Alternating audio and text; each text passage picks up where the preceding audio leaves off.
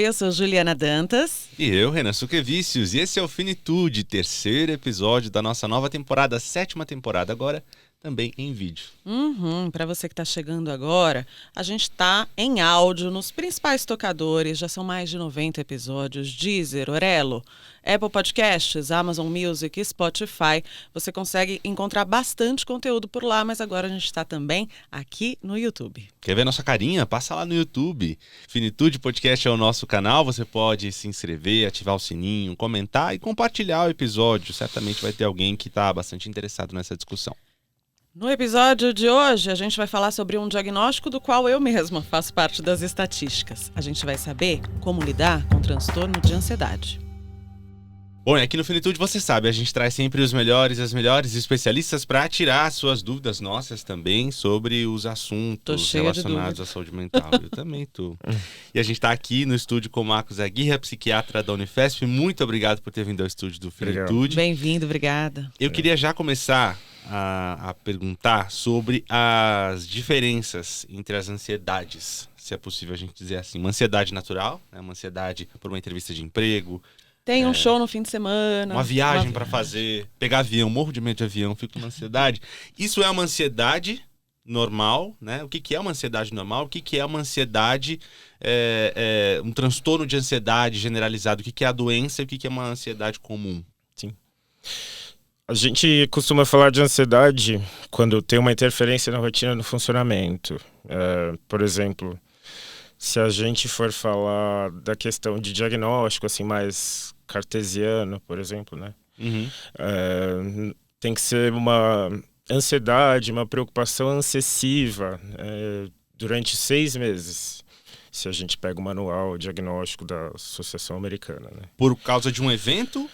Ou recorrente? Sem estímulo específico. Geralmente é sem estímulo específico, quando a gente fala de ansiedade, né? Mas tem um grupo de sintomas que eles elencam, né? Tem irritabilidade, fatigabilidade, dificuldade de concentração, perturbação do sono, e além disso, tensão muscular, sintomas físicos associados. Então, se a gente pegar no manual, tem essa questão dos 6 meses. No consultório a coisa muda um pouco, né? Sim. Eu falei no começo, né, que estou dentro das estatísticas, porque tenho meu diagnóstico desde o comecinho de 2019. E eu me coloco aqui porque eu acho que é importante a gente, quem tem condições de falar abertamente sobre o próprio diagnóstico, acho que é um jeito de a gente buscar desmistificar, naturalizar, né, levar para a mesa do bar, na rua, na chuva, na fazenda, né, enfim. E quando eu pisei pela primeira vez no consultório da minha psiquiatra, a doutora Ana Maria, amo, beijo, não troco, se ela quiser me dar alta, eu não quero, eu achava que eu estava com depressão. E aí ela me ouviu longamente e, para minha surpresa, veio aí um transtorno de ansiedade generalizada. E eu percebi que vários dos sintomas estão numa caixinha e estão na outra. Tipo aquele diagrama que tem, né, alguns sintomas convergentes. Em que medida esses diagnósticos, tanto de depressão quanto de ansiedade, se cruzam e se diferem? Muito comum ter depressão e ansiedade comórbidas. Acho que na psiquiatria em geral é difícil às vezes achar um paciente com um diagnóstico só, à medida que você vai acompanhando, fazendo o segmento, né? A questão da depressão e da ansiedade é que geralmente a ansiedade a gente pensa mais a depressão, no caso, a gente pensa mais na questão do humor, né? Fica aquela questão de tristeza que perdura, aquela tristeza duradoura, questão de perda de interesse em geral na vida, né? Apatia. Sim, pode ter uma apatia associada, né? A ansiedade, a gente pensa mais nessa questão de tem alguma coisa que pode acontecer. Você vai antecipar alguma coisa, você vai...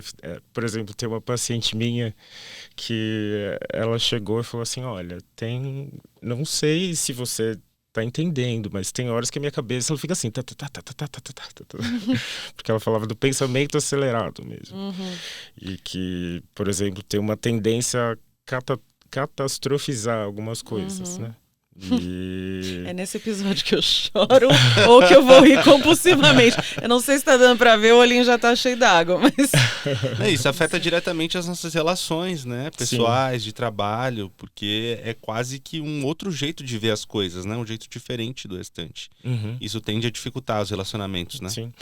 Por exemplo, a depressão, ela pode evoluir para sintomas ansiosos. A pessoa pode ter uma ansiedade depois. Quem é ansioso pode ficar deprimido também. Então, tem uma convergência. Um combo bacana. Sim, sim. Então, o transtorno de ansiedade, ele precisa... O diagnóstico, a doença, precisa ser algo constante, né? Não dá para ser algo que a gente tem um episódio ali e outro aqui. É uma interferência na rotina que se estende. Por exemplo, a pessoa manifesta essa preocupação, tem dificuldade para dormir, e aí quando acorda... não consegue organizar muito bem a rotina. Calma. Você faz tratamento. Obrigada. E tem essa sensação de ficar muito inquieto o tempo todo. Né? E uma coisa puxa a outra, né? Não dormi bem, por isso estou irritada. Estou irritada porque eu não dormi bem. E aí eu não consigo me organizar porque eu estou irritada e eu não dormi bem. E aí é uma bola de neve, né? Sim. Geralmente sim.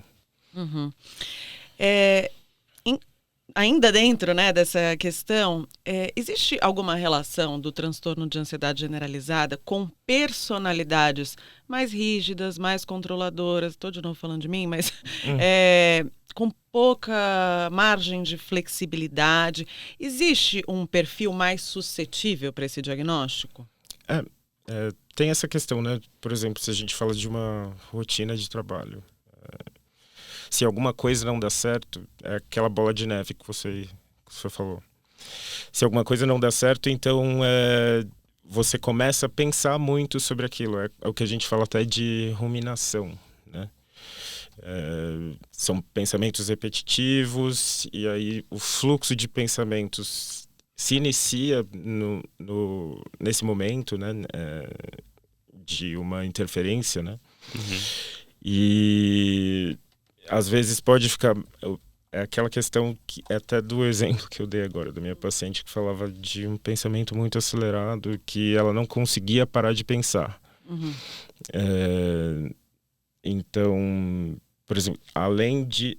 se uma pessoa já é rígida, ela já é inflexível, dependendo do que aconteceu, né, da formação da personalidade dela, em algum momento, se ela não consegue funcionar muito bem, se os sintomas que ela apresenta, eles vão se estendendo e ela não presta devida atenção e não busca o devido cuidado, então isso pode piorar mesmo. Sabe que também pode ter também questões relacionadas a esse ambiente de trabalho, né? Uma pessoa inflexível no ambiente de trabalho adverso pode ser um combo difícil, né? Me lembrou o episódio de burnout que a gente falou, né? Que é uma condição associada diretamente ao ambiente de trabalho, né? Às vezes o ambiente pode tirar o pior de você, né? Usar os seus pontos fracos. E até crianças, por exemplo.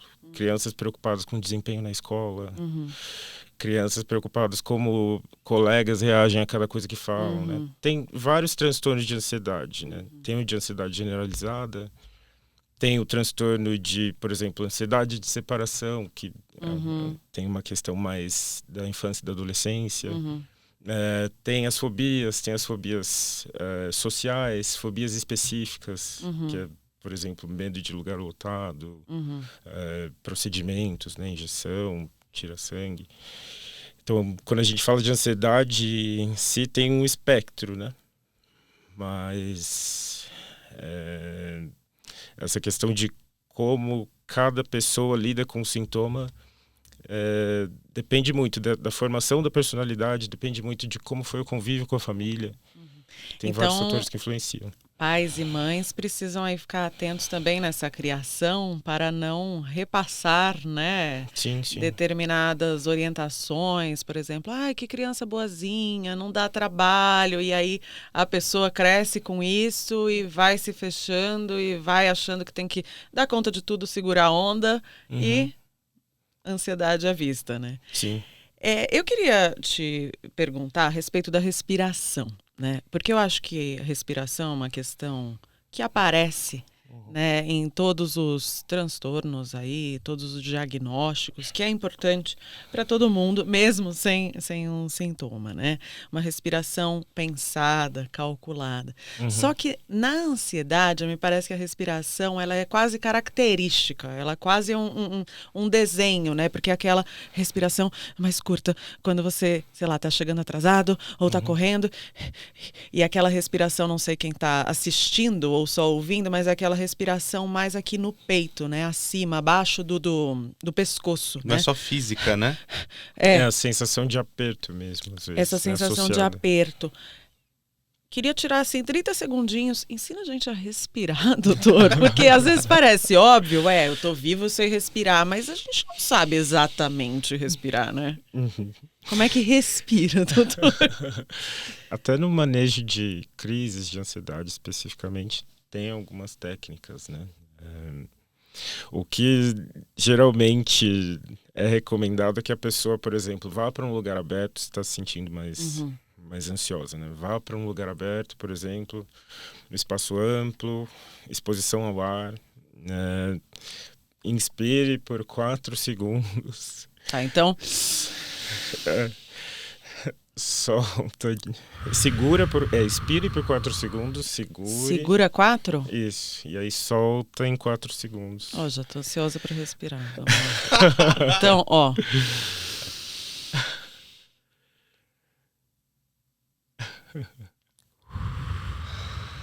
Até eu vou fazer. Vamos lá. Vamos lá, doutor. Todos dando Vamos as lá. mãos, vamos juntos nessa. Coloque o seu copo d'água. Mentira. Né?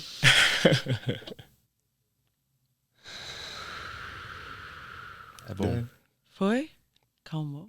Calmou. Ó o silêncio. Você tá tranquilo agora? O ouvinte dormiu mesmo.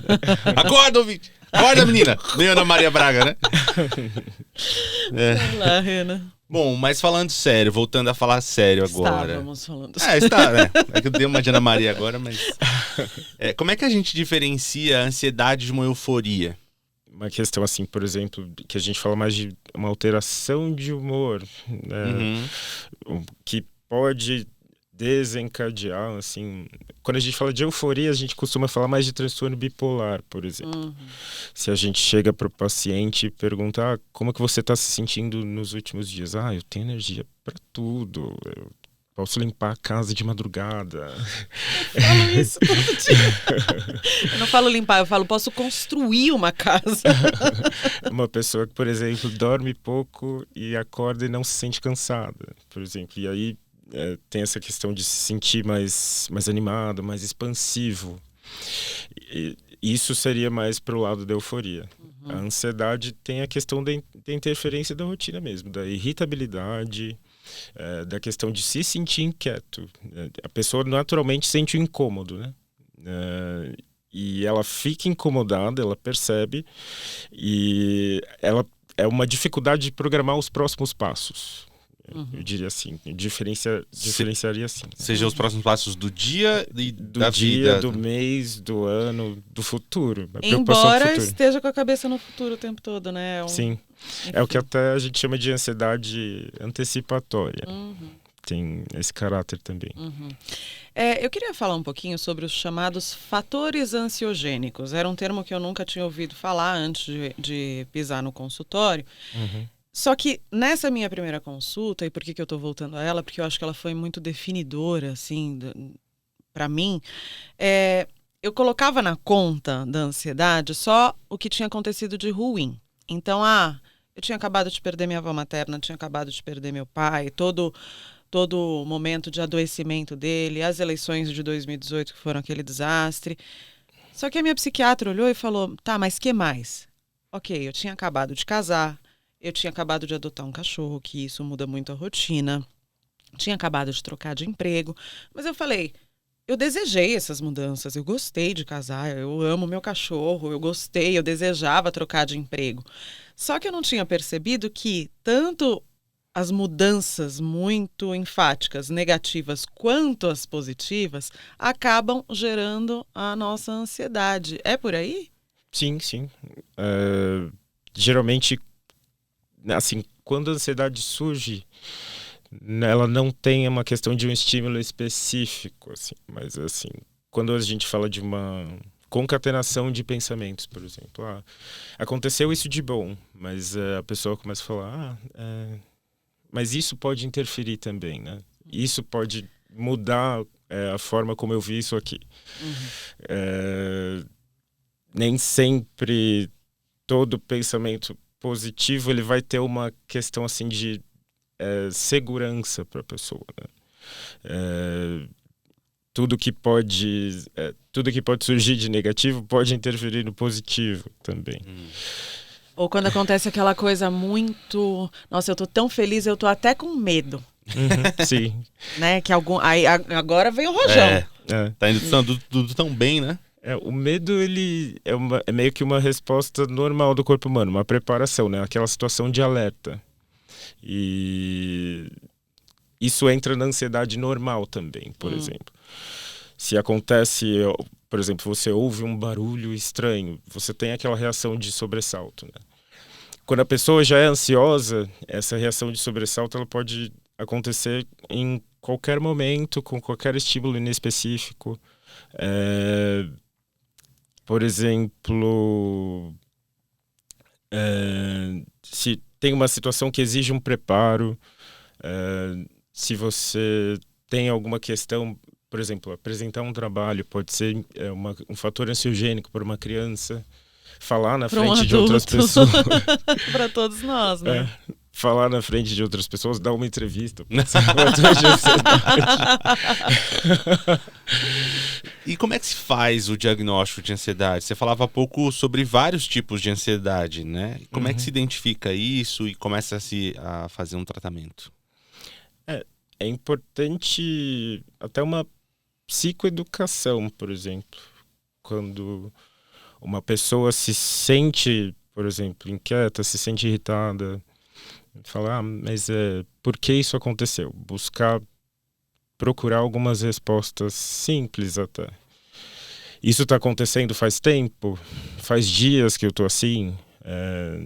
Se começa a interferir no sono, se começa a interferir na rotina, até questões de esquecimento, dificuldade de concentração. Aconteceu alguma coisa que justifique ou já está se estendendo, já não é uma questão normal? Eu acho que tem uma coisa de quando a gente sabe que determinados funcionamentos fazem parte de um conjunto, ajuda que a gente se identifique e também se coloque no mundo, né? Então, assim, eu tô irritada, eu tô procrastinando, mas não é minha personalidade, eu não sou incompetente, eu tenho aqui uma coisa, um diagnóstico, né? Eu acho que quando a gente encontra um diagnóstico, pelo menos para mim foi libertador, porque eu olhei para aquele conjunto de coisas que estavam acontecendo e falei, então é isso aqui, eu compartimentei e acho que mais do que a própria medicação, ouvir o nome, né? Esse é o diagnóstico, é isso aqui que você tem, a gente vai lidar com isso. Acho que dá uma sistematizada. Sim. Por que você avalia que existe um certo receio de algumas pessoas de entrar num consultório e saber o nome do que tem? Tem uma questão muito grande de estigma com questões de saúde mental. Até o acesso à saúde mental é uma questão que se questiona hoje, né? Nossa, foi no psiquiatra. É uma questão assim de diálogo muito grande que influencia.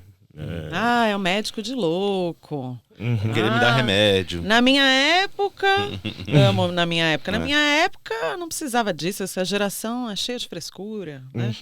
E é importante sempre avaliar se, por exemplo, a opinião de outra pessoa vai interferir na forma como eu vou guiar minha vida ou não, né? E se, por exemplo, eu estou me sentindo mal,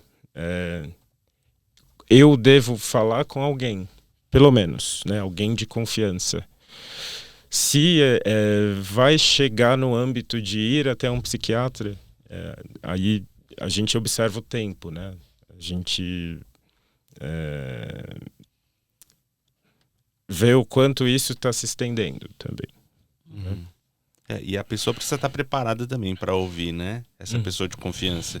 Por isso essa coisa da educação psicoeducação.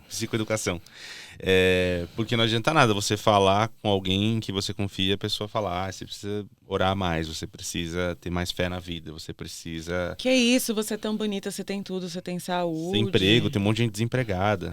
Tem gente passando fome e você reclamando. Essa questão de juízo de valor mesmo, né? Grande clássico. Sim. Você falou muito aqui em irritação como um sintoma de ansiedade. Isso nunca tinha me ocorrido. Porque a gente sempre pensa na coisa da respiração. Amigo, quanto tempo você convive comigo?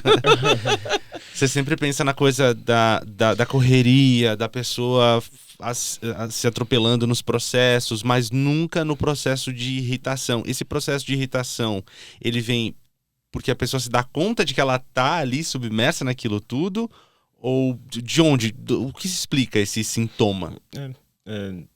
Geralmente é questão de rendimento mesmo, influencia a questão de autoavaliação, a forma como uma pessoa se vê desempenhando suas funções normais, ou até interação mesmo, dificuldade de interação. E até pensando na pandemia, foi um fator que influenciou muito. A forma como a gente se isolou, a forma como a gente teve que se observar mais, e depois essa questão de ressocialização, a forma como você teve que analisar como você montava uma frase, a forma como você observava o ambiente e via, nossa, talvez retomar a vida social seja uma questão de ansiogênica também? Sim. E eu acho que também tem essa questão, né, de autoavaliação muito importante, de você ficar alerta a tudo que está te circulando, a forma como você lidou com o seu dia, a forma como você organizou sua rotina, a forma como você desempenhou determinada tarefa, ou até se alguma pessoa falou mal de você, ou alguma pessoa te depreciou. Então são vários fatores, né, que podem deixar você mais irritado, né? É engraçado porque eu particularmente lidei muito bem com o isolamento. Eu tenho mais dificuldade de sair de casa, ou quando eu saio com máscara já me dá uma ajudada porque tampa metade do meu rosto, eu não tenho que me expor. Então tem uma coisa também, eu fui me percebendo, prefiro trabalhar de casa, me deslocar para mim é ruim, se eu puder resolver de casa, eu não tenho a menor vontade de sair de casa, né? Então, acho que a gente também vai se percebendo nesse sentido, né? Eu queria te perguntar a respeito da sua rotina, com os residentes com os quais você trabalha, com os pacientes que você avalia. O que você tem percebido, assim, do que foi durante a pandemia e desse... A gente não pode ainda chamar de pós, porque estamos em pandemia, mas... Com o início da campanha de vacinação, esse é um marco importante, né? Da sua rotina, o que mais te chamou a atenção? Você diz em que sentido? Não, da sua rotina diante, né, dos pacientes, o que eles mais levaram para o consultório, para o ambulatório? Assim, era de sintomas mesmo, essa questão de retomada da rotina, a sensação física de ansiedade, principalmente os sintomas físicos, né? É uma questão que costuma aparecer bastante, a sensação de angústia, de aperto no peito, taquicardia, a sensação de que vai colocar a cabeça no travesseiro e aí a cabeça não para, né? Os pensamentos não param. Eu acho que isso foi... Falando especificamente de ansiedade, né, que é um dos diagnósticos mais prevalentes, Foi isso que apareceu bastante. A forma de como era a rotina no pré-pandemia e o pós-vacinação, né? Uhum. Falando em técnicas aí para tentar acessar esses pensamentos, né? Eu não vou puxar a sardinha para o nosso lado, não é porque a gente faz podcast, videocast, mas uma coisa que me ajudou muito a acessar os pensamentos na hora que você coloca a cabeça no travesseiro foi ouvir podcast. Só que aí eu não ouço podcasts que me tragam outras ansiedades, né? Então, notícia, coisas mais tensas e densas. Eu gosto, por exemplo, de ouvir o É Nóia Minha da Camila Frender, o Não Inviabilize da Déia Freitas, né? Que eu adoro. Às vezes até episódios que eu já tinha ouvido antes e que eu poderia ouvir com menos atenção, né? Poderia servir justamente para relaxar. Que você vai pensando em outras coisas, você centra a sua atenção em outra coisa, né? E aí, adormecer com essas vozes, assim, já me deixa bem tranquila. Tem até um estudo que saiu, o dado de que o número de mortes da pandemia foi associado a um aparecimento de sintomas depressivos, ao aparecimento de sintomas ansiosos em maior gravidade. E se a pessoa ligar a TV e ver ali, hoje foram tantos mortos. Né? Isso era um fator desencadeador de ansiedade, por exemplo. Tem razão. Ansiedade diagnosticada se trata sempre com medicação? Eu acho que a melhor alternativa no caso, por exemplo, é medicamento aliado à psicoterapia. Se fosse para eu fazer uma hierarquização, talvez a psicoterapia seja o primeiro passo, né? Primeiro não, segundo. O primeiro é psicoeducação mesmo. Saber como os sintomas aparecem, saber como isso como isso influenciou na sua rotina até o momento, e aí depois psicoterapia e, se necessário, medicamento. Geralmente tem essa questão, né? Se a pessoa tem um funcionamento mais ansioso, um comportamento basal ansioso, é importante falar sobre isso em terapia e depois da terapia decidir, por exemplo, se o medicamento é uma alternativa ali que a pessoa vai buscar. Chá, floral, respiração, essas coisas ajudam? O que é balela, o que funciona? Meditação. Não, tem, por exemplo, alguns estudos que falam de mindfulness, meditação, como associados a melhora de sintomas depressivos, melhoras ansiosos. Na própria Unifesp tem um estudo, um grupo bacana, né, que estuda a meditação aliada a práticas médicas, né, e não ao esoterismo. Né? Sim. Tem estudos que falam, por exemplo, de dieta mediterrânea associada a melhora de sintomas. Eu acho que cada pessoa se adapta a um tipo de prática, né? Por exemplo, se usar floral não funcionou, por exemplo, tem outros tipos de abordagem. Mas eu acho que é sempre válido a pessoa procurar mudanças de hábito de vida, procurar bem-estar. Por exemplo, atividade física, meditação, lazer, socialização mesmo. Então, estão associados a melhora. Agora, se você ficar só no floral, só na meditação e esquecer que é uma questão que precisa ser levada para o médico, né? Pode ser que as coisas se compliquem, né? Então, qual que é o risco de fazer um tratamento errado ou insuficiente para a ansiedade? O risco é, por exemplo, no médio, longo prazo, sintomas não tratados muito bem, eles podem causar uma desregulação de médio e longo prazo, e aí, por exemplo, a pessoa, quando fica um pouco mais velha, mantém esse comportamento ansioso, mantém a inquietude, mantém a irritabilidade. Isso está associado, por exemplo, a um fardo da doença, né? E geralmente tanto a depressão quanto a ansiedade são comorbidades que a gente fala que são muito sistêmicas, estão associadas a aumento de marcador inflamatório, por exemplo, síndrome metabólica, que, por exemplo, questão de, por exemplo, aumento de pressão.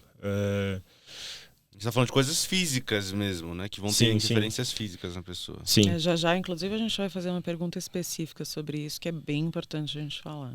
Quais são as situações ou hábitos que uma pessoa com transtorno de ansiedade deve evitar ou pelo menos diminuir na rotina? Tem algumas questões, por exemplo, consumo de café. Doutor. Suspende, pega a caneca da Juliana. Não, gente, aí não tem condição. O café, bebidas estimulantes, por exemplo, energéticos, são ansiogênicas, né? Café afeta o sono. Café pode te deixar mais irritado, pode te deixar mais acelerado. Ainda mais se uma pessoa, por exemplo... Até um paciente chegou um tempo atrás e falou assim, não, eu tomo uns 8 copos de café. Misericórdia. De manhã. Que absurdo, todo mundo sabe que o certo são 10. Daí ele falou, não, eu chego no fim do trabalho, eu tô aqui, batendo perna. Eu tô aqui embaixo, ó. Daí ele falou, eu acho que eu tô bem ansioso. Daí eu falei, e o café que você toma? É um fator que pode influenciar como você leva o seu dia. Por exemplo, pessoas que tomam café à noite. Eu não sei do que você está falando. Podem ter mais dificuldade para dormir. Então, geralmente, bebidas estimulantes, né? Cafeína, principalmente, até chá preto à noite pode afetar o que a gente fala que é a higiene do sono, né? E... além disso... levar trabalho para casa, caso você não esteja em home office, né? Mas levar trabalho para casa, não respeitar os próprios limites, por exemplo. Sim. Tudo isso, né? É aquilo de... muita gente hoje em dia também trabalha mais em casa, né? Acho que teve uma readaptação de alguns setores, né? Mas é importante separar esse momento e ter esse ambiente bem demarcado, mesmo que você trabalhe em casa, né? E os horários bem estipulados. Bom, vamos para algumas perguntas que vieram da internet, da rede. Da web? Da web. A Ju perguntou no Twitter, perguntou, né? O que vocês sentem e o que é o pior no transtorno de ansiedade generalizada? E aí, o que veio? Tivemos algumas respostas, viu? O Guilherme Andretta falou, sono péssimo, focar no que está dando errado e não no que está dando certo. Síndrome do impostor. Aí eu falei, mas Guilherme, por que você está me descrevendo? Ele falou, meu Deus, então eu sou um impostor. Aí ele falou, e aí eu quero te fazer uma pergunta em cima desse comentário. Uma pessoa ansiosa, ela pode ser confundida com uma pessoa pessimista? Tem a questão daquilo, né, da ansiedade antecipatória, da catastrofização de algumas coisas, quando a ansiedade entra nesse território patológico, né? Não tem uma coisa de se cair do chão não passa? Porque assim, eu não vou esperar nada, porque se eu esperar eu posso tomar um tombo. O segredo é a redução de expectativas. Tem isso? Geralmente na ansiedade a expectativa, ela se associa a essa questão de ameaça até, que eu falei antes. Algo vai acontecer, né? E é como se a pessoa tivesse que estar preparada sempre. Geralmente pode estar associado a uma questão pessimista, mas geralmente eu diria que é mais até essa questão de um preparo para uma ameaça do que um pessimismo. O pessimismo ele se associa mais geralmente, por exemplo, a um sintoma depressivo. A gente fala de autoestima baixa, uma ideia mais de desvalia mesmo, né? Questão de imagem pode ser importante também, de autoimagem, né? Autoavaliação.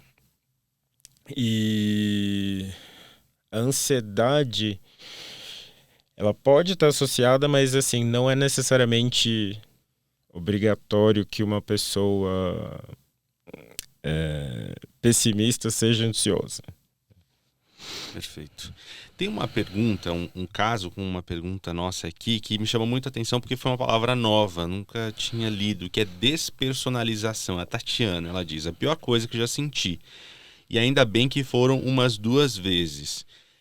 Nunca mais quero sentir, foram apenas 2 vezes, nunca mais quero sentir isso na vida. Foi na minha primeira crise uma sensação de perda total de controle, como se tivesse descolado do corpo, da mente. Parecido com aquele terror noturno que não temos controle dos movimentos. Foi uns 15 anos. Sigo em tratamento, meu filho também tem, enfim, nossa experiência é que saber do que se trata é o maior dos confortos. E aí a pergunta é, o que é essa despersonalização? Né, que ela menciona, esse conjunto de sintomas continua dentro do transtorno de ansiedade ou já é um outro diagnóstico, tipo síndrome do pânico? Geralmente, se a gente pensar lá no manual, naquele sistema cartesiano que eu falei antes, despersonalização e desrealização são 2 sintomas que entram no transtorno de pânico. Tem esse especificador do ataque de pânico, né? Por exemplo, da crise, que é uma crise súbita que acontece em alguns minutos.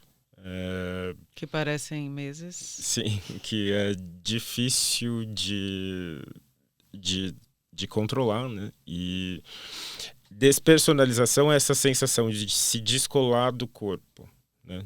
Por exemplo, é como se você estivesse se observando de fora. Isso pode acontecer durante um ataque do pânico. E desrealização é a sensação de que os arredores não são reais, de que está tudo muito etéreo e aquela sensação de alerta, né? E geralmente outros transtornos psiquiátricos também são associados a esse critério, né? Esse sintoma. Mas quando a gente fala de despersonalização, é mais comum isso estar associado a um transtorno de pânico, a uma crise de pânico, do que uma ansiedade basal ali, não tratada, que a pessoa percebe o quanto está fazendo mal, né? Vou trazer aqui 2 pessoas que fizeram comentários mais ou menos semelhantes. Vou fazer uma pergunta aqui 2 em 1.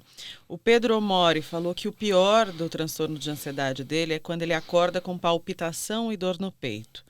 E o Tiago Barizon, ele falou, eu sou diagnosticado e tratado, viva a ciência. Para mim, o pior era taquicardia e a falta de controle. Eu não conseguia ficar parado, andava em círculos pelo quintal de casa. Ansiedade e depressão juntos não foi e não é fácil. E aí eu te pergunto, em que medida o transtorno de ansiedade gera sintomas físicos no nosso corpo? E mais do que isso, como que a gente não confunde um sintoma que pode ser de ansiedade, depressão, síndrome do pânico, outra questão de saúde, com algo que pode ser uma urgência, tipo um infarto, corre para emergência. E aí? É até importante, se a pessoa tiver com esses sintomas, por exemplo, uma crise que não passa, associada a dores, sensação de taquicardia, até parestesia, né, que a gente fala que é o formigamento. Formigamento na mão. Sim, dificuldade para respirar. Se for uma questão que está se estendendo, é importante procurar um serviço médico mesmo. Até para descartar algumas causas que a gente fala que são causas mais orgânicas, por exemplo, uma questão cardiológica. E aí, por exemplo, faz um eletrocardiograma para ver se está normal. AVC. É muito comum, sim. É muito comum, na verdade, a pessoa está tendo uma crise de ansiedade, vai num serviço médico, faz o eletrocardiograma está normal, e aí depois faz exames de sangue, toda aquela triagem específica, os exames normais, e aí no fundo era uma crise de ansiedade. E é importante descartar outras causas, né? É outra forma de chegar no diagnóstico também, na verdade. Tá certo. Vamos para as nossas perguntas ping-pong? Vamos. Estamos nos encaminhando para o final deste episódio. Tem uma frase muito comum que o pessoal diz que a depressão é o excesso de passado e a ansiedade é o excesso de futuro. Até que ponto isso é verdade?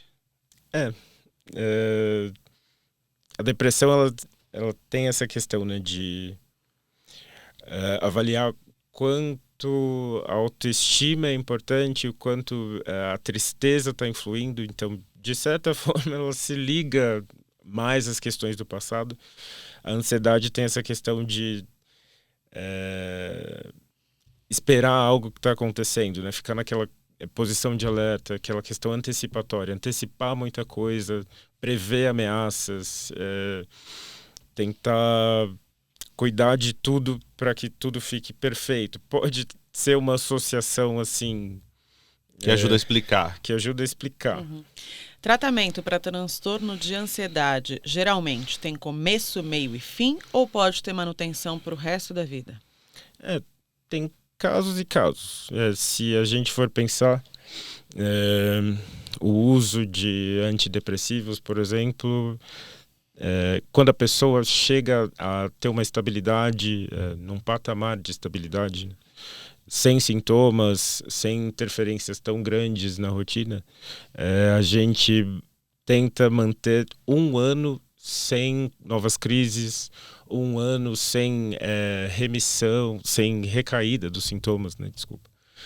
E depois desse 1 ano, por exemplo, a gente começa a pensar no desmame, né? Tirar o antidepressivo aos poucos e ir reduzindo gradualmente. Mas tem casos de pessoas que, por exemplo, você começa a fazer o desmame e ela volta a ter novas crises, então esse tratamento tem que ser conversado, né? Sempre acompanhamento com psiquiatra, até cessar o uso do medicamento por conta própria também influencia bastante. Não tem ansiedade para desmamar do remédio logo. Sim, sim. Vai lá, tem algum truque para a gente quebrar os ciclos de procrastinação que muitas vezes o transtorno de ansiedade causa? Tem essas questões cognitivas, comportamentais, que até é uma das principais abordagens, né, para transtorno de ansiedade. Reconhecer o que determinado estímulo causa num dia, reconhecer o que, por exemplo... Os gatilhos, né? Sim. Reconhecer gatilhos específicos como prejudiciais ou não para potencialização de alguns sintomas. Eu acho que a psicoterapia é uma abordagem fundamental nessa parte também. Uhum. Fatores genéticos influenciam para que alguém tenha transtorno de ansiedade? Sim, todos os transtornos psiquiátricos, na verdade. Tem alguma questão de genética, até de herdabilidade, que a gente fala, né? E é sempre importante, quando a gente senta com o paciente e faz a primeira consulta, perguntar se alguém na família já teve ansiedade ou qualquer outro diagnóstico. Geralmente é envolvido, sim. Mais cedo você falou do café.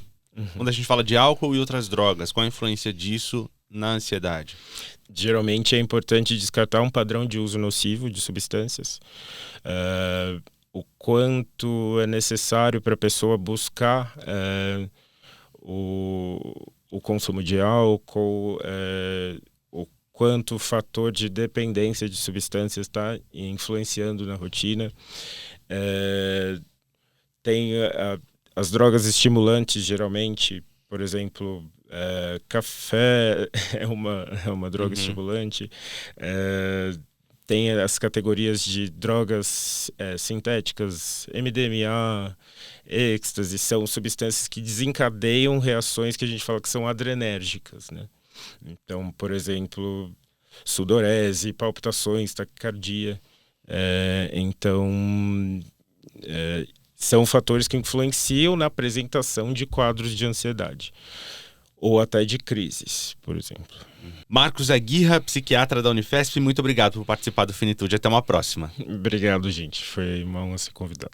Foi um prazer te receber aqui, doutor. Até a próxima. Até. Bom, essa conversa com um profissional capacitado não substitui uma consulta. Se você tem alguma questão de saúde mental, ansiedade, qualquer outra questão de saúde mental, procure por ajuda profissional. Ah, mas Ju, tá caro, é muito elitista falar em psicólogo, psiquiatra, não é todo mundo que tem acesso. Eu concordo, mas concordo em partes, porque felizmente esse acesso está melhorando, está aumentando, né? Então, tem vários serviços, né, sociais, vários consultórios que às vezes não fazem de graça, mas fazem preços sociais, mas tem serviço de graça também, né, Renan? Como é que vai atrás? Mapasaudimental.com.br com serviços, lista de serviços, tanto presencial quanto online, você pode ir lá buscar para você ou para alguém que estiver precisando. Em todo o Brasil, psicólogos, psiquiatras, todo mundo de graça lá. Só entrar no site mapasaudimental.com.br, você encontra, né, isso que o Renan falou. É para você? Tem uma área lá. Ah, quero ajudar alguém, um familiar, um amigo? Tem uma outra área lá. Então, é bacana que a gente faça esse movimento, né, Renan? É isso. Bom, É o carro do clique passando na sua rua. pela sua rua. Compartilhe esse episódio do Finitude com as pessoas que você conhece, com alguém que possa se interessar.